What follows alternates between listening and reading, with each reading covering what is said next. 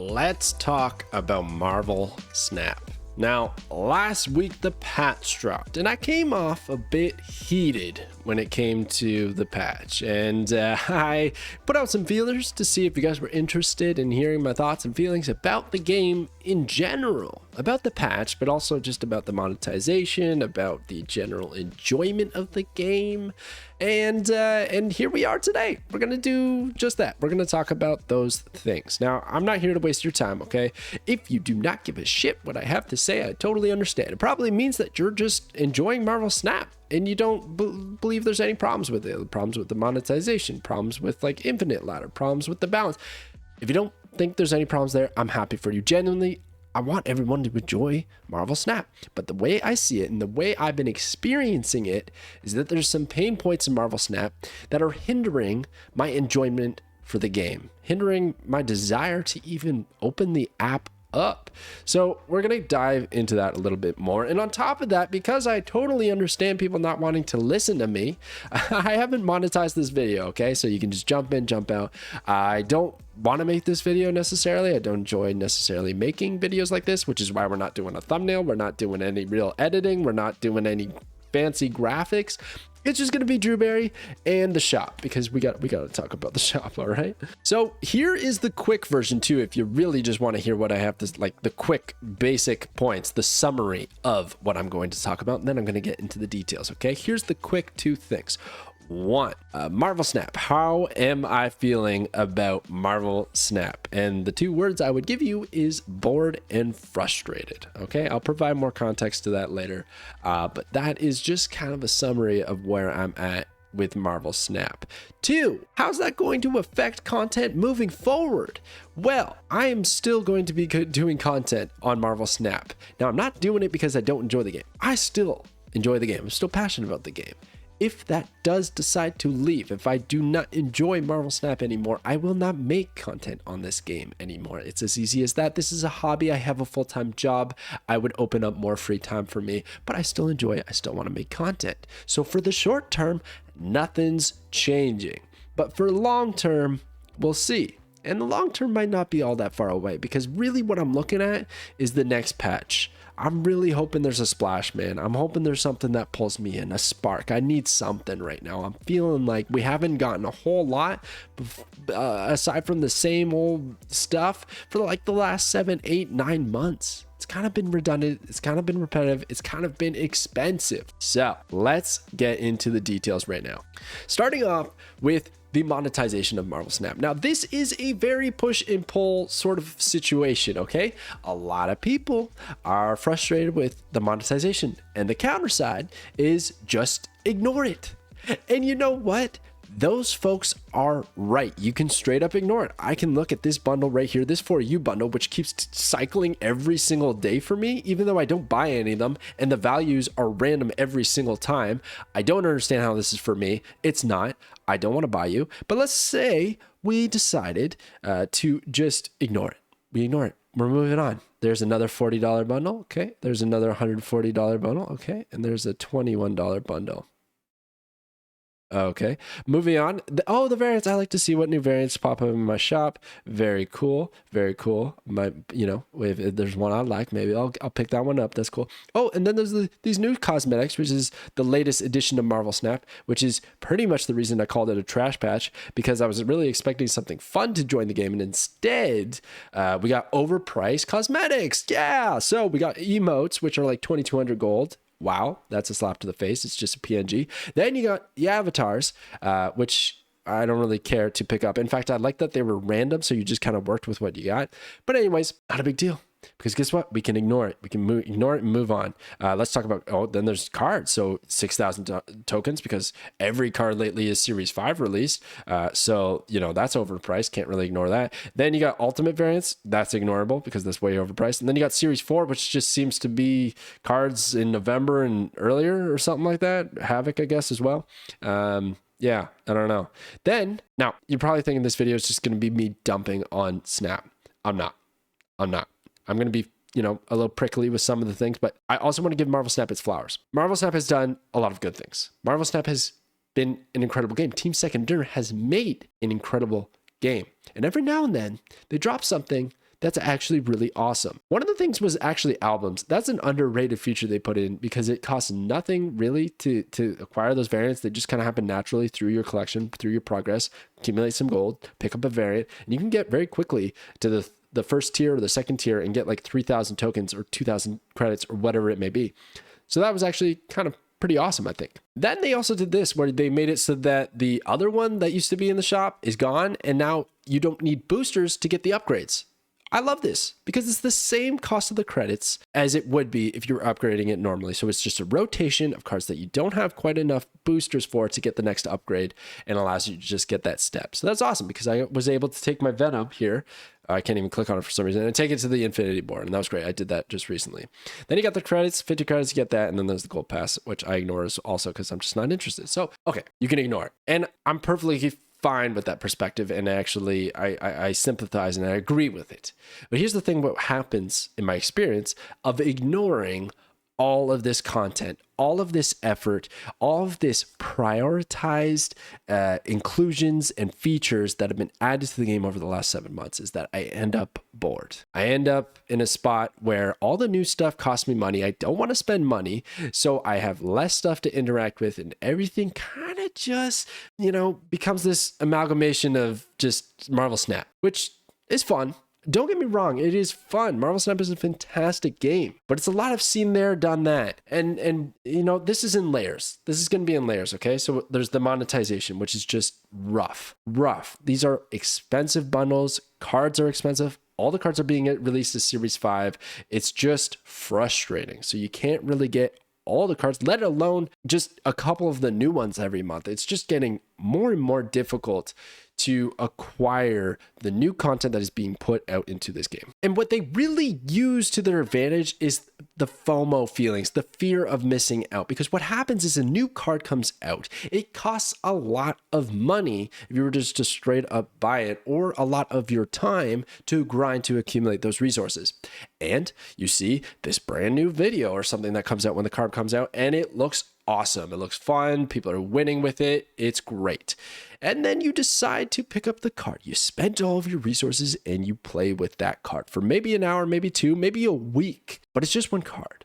And then maybe time passes and it's not in every single deck that you put it in, or something like that, or you end up cutting it, or it's not as good as you had hoped. But now you don't have any resources. You're kind of broke. You got to start that grind. You got to collect again. But as you're doing that, a lot of new cards are passing, and maybe they're more fun. Maybe they're more interesting. So you decide to buy a bundle because you want to get to there, because you have the fear of missing out. And I think that affects a lot of people, and it works to their advantage in the current monetization setup. This isn't rocket science. This isn't new. This isn't a revelation that's going to blow people's minds. This is obviously in the game, but it's daunting.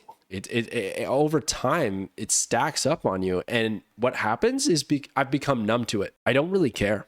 New card comes out. It's the same old cycle, and it's gone before I know it. And it's just another week in Marvel Snap, and I'm just not too thrilled about it. Okay, on top of that, we got the bundles. I want to continue on the monetization a little bit longer here because I want to bring up both sides of a bundle like this. You have a $140 bundle. This is crazy. These prices are way too much for a card that you can get in Series 2 plus some spotlight keys, which may or may not get you a new card, some gold. This is just wild. But the reason they keep doing it, in my opinion, from what I've gathered, is that the whales are buying these. Doesn't matter. The whale is going to buy. And what is a whale? It's a player that buys just about everything, spends a lot of money on the game, okay? They're going to buy $140 bundles, $70 bundles, $40 bundles, $20 bundles. They're buying it all. The free-to-play player isn't going to buy any of it. So they're not giving any revenue to Team Second Dinner. But the whales are giving a lot of revenue. And then there's maybe the middle of the pack that buys the odd bundle if it's good enough value. What happens if this bundle right here costs $70? And I know this is Canadian dollars. Ignore that. What if this was $70 and it gave 4,000 gold? So more gold than actually what this one does, right? Well, technically less, but the ratio, and it's costing $70. Would you buy it? Well, I'm going to go ahead and probably think no, you're probably not going to buy it. So what ends up happening, right? If they have the price of this bundle, they would get, they'd need double the amount of buys to get to the same place that they would if they just released it as $140 with more packed in resources, which really doesn't cost them any money to put in, right? These are digital currencies. They're not even printing this shit, man. It's just straight up a number, a numeric value put into the code that is placed in this bundle. So it doesn't cost a whole lot, but they make more money. Because the whales are going to buy. We know the whales are going to buy no matter what cost it is. So now you need less buys. So it doesn't really matter if more people buy it. And now the whales have the cosmetic, variant that other folks don't. So it's like this level of prestige almost. And it's also a little bit of FOMO. I'm going to miss out on this variant. I won't ever be able to pick it up again. I want to just spend the money, get it now. That is how I perceive these bundles. What do you do about it? Well, you don't do much. Second Dinner is a team of individuals who need to put bread on the table, man. And hopefully it's some really nice looking bread. Because these people deserve to be paid more than just minimum wage or whatever you think that people should be paid. They have to be paid. I hope they're being treated well, being paid well.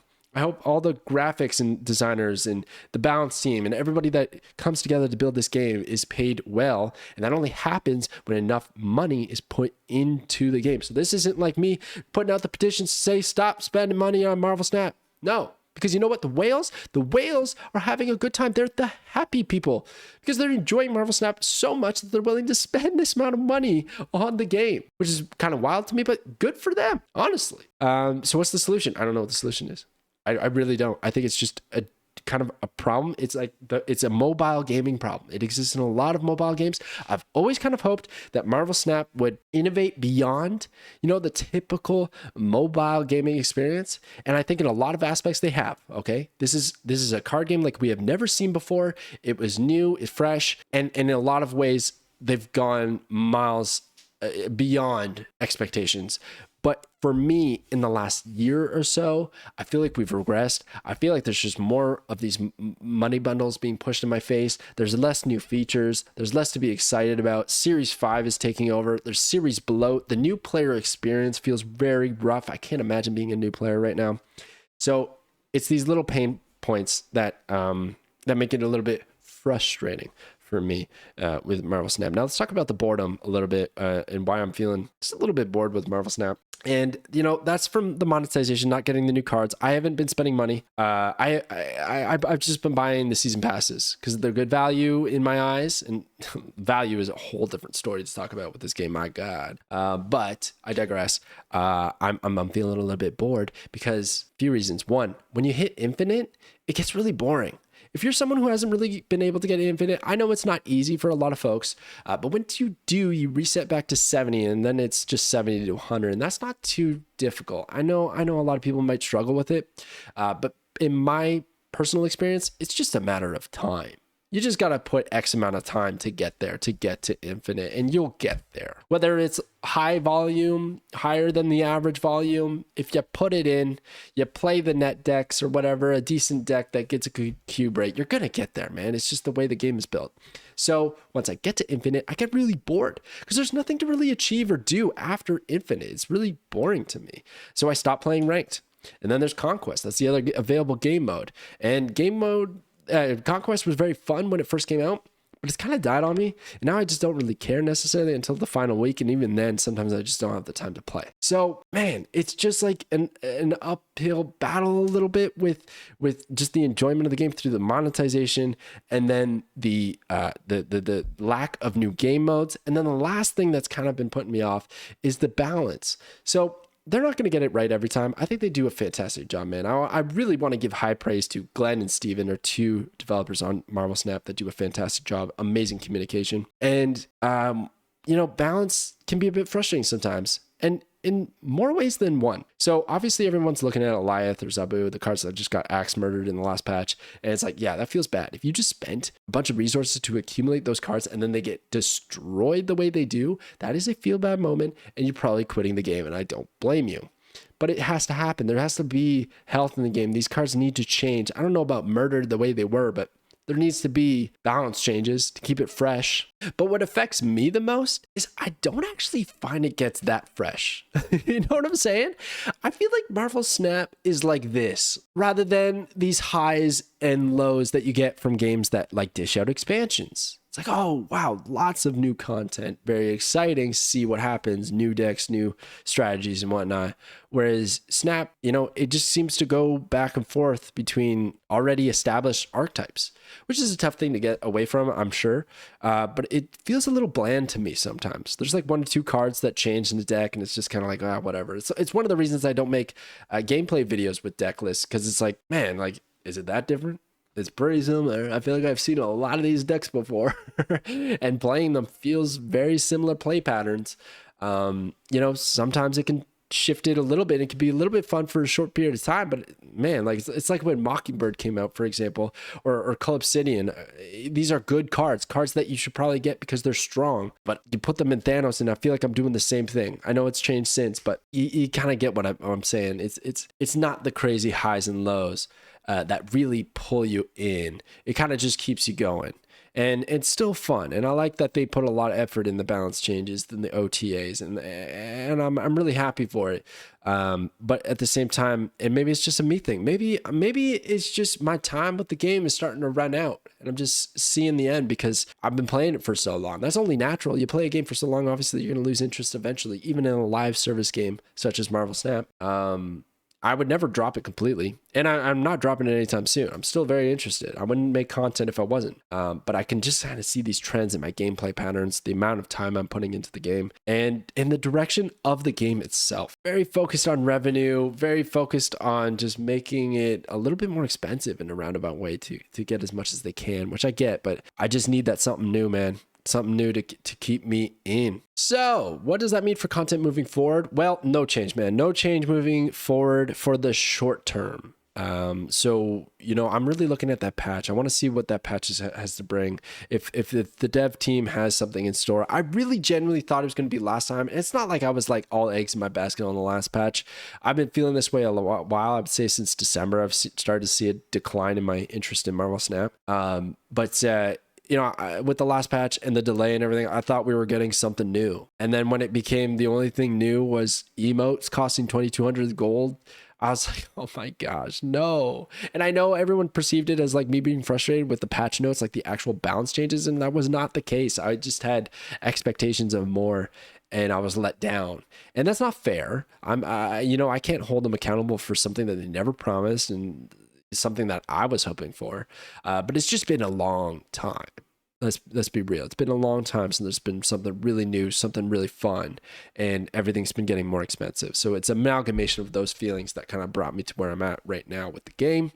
But I'm still planning on doing White Widow Snapper Pass this upcoming in a couple days, and we're going to keep going. But if this next patch is kind of disappointing, then I just don't know where I'm going to be at with content. And I'll update you guys as it continues. And then there's Marvel Rivals, which I'm really interested in making content for. I'm going to start doing that more on the channel. And it's not like I'm trying to replace one or the other. It's just, again, like this is a hobby of mine, this channel. It just happened to be Marvel Snap for the last 2 years because I've enjoyed Marvel Snap and Rivals has my interest. So I want to start dabbling in that. We're going to see what's going to happen. I'm going nowhere. I just, you know, it just happens, right? This game, it ebbs and flows sometimes. And that's why I wanted to talk about it. See what you guys are feeling. I hope you guys don't take this as too negative. I'm not trying to bring people down if they're enjoying the game. And if you're new or you're new to this channel or something, like this is something I do regular. It's not at all. It's not at all. It's just, I want to be honest. I want to be transparent with you guys. I don't want to make content because it's a chore or because I feel like I have to or anything like that. I'm only ever going to do it if I want to. And I want that to be shown in my content so that you guys can like trust what I'm saying or anything. I don't want to ever lead anyone astray. So anyways, that's probably going to do it for me, guys. That's going to do it for me.